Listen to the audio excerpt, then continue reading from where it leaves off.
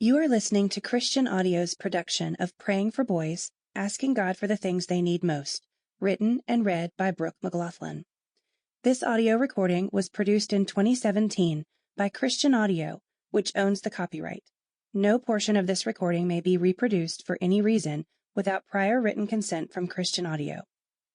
This edition issued by contractual arrangement with Bethany House, a division of Baker Publishing Group.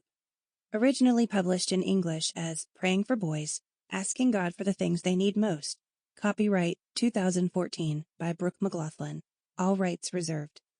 Please visit christianaudio.com, facebook.com/christianaudio, or twitter.com/christianaudio to offer your impressions of this work and to explore additional titles.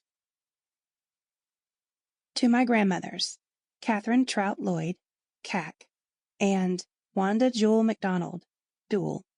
CAC, you left 3 good men behind, including my father, who were the evidence of your sacrifice, deep love, and hard work. Their lives and the lives of your grandchildren tell your story. Thank you just doesn't cut it.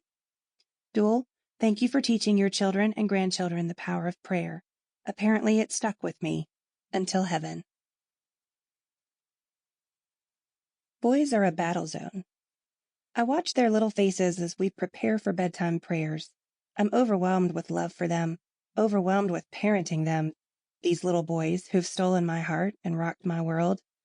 As I write this, my sons are 7 and 5, and I already find myself wondering where the time has gone.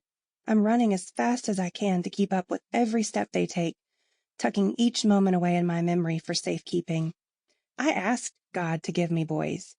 Even before I was married, I knew I wanted to raise men who would be different, respecters of women, lovers of God, men who would work with their hands, take commitment seriously, and protect the least of these, men who were warriors, protectors, worshipers, peacemakers, and friends.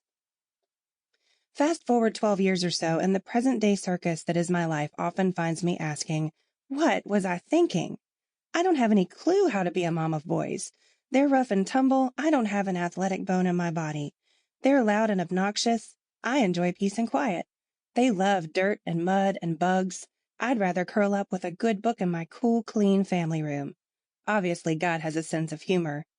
If you're the mother of at least one boy, you're nodding your head in agreement with me right now. I used to think there was something wrong with my boys, that they were the only ones in the world who acted the way they do. Then the Lord hooked me up with an awesome community of boy moms, and I learned that this simply isn't true. There is something different about boys. They're loud.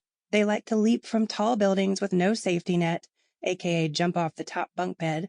They like to build forts and hide candy.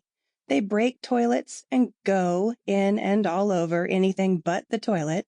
They're adventurous. They're natural-born protectors. They like to shoot things, even when there's nothing actually resembling a gun. They shower you with spit when showcasing their sound effect skills. They love their mommies and they need their daddies. They're made of snakes and snails and puppy dog tails. Okay, not really, but when I told my oldest that girls were made of sugar and spice and everything nice, he asked if he could lick me. Raising boys brings one adventure after another, but I'm afraid we're losing the beauty and importance of training up godly men. Churches are filled with men who have no idea what it truly means to be a man. They find their self-worth in their jobs or their cars or worse, anywhere except in the Lord. Our boys need faithful Christian parents now more than ever, and we're failing them. But it doesn't have to be that way. We can choose to rejoin the war for the hearts of our sons today. But how? The battle.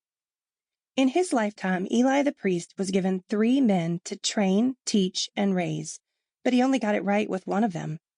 Samuel came under Eli's care through the prayers of his desperate mother, Hannah.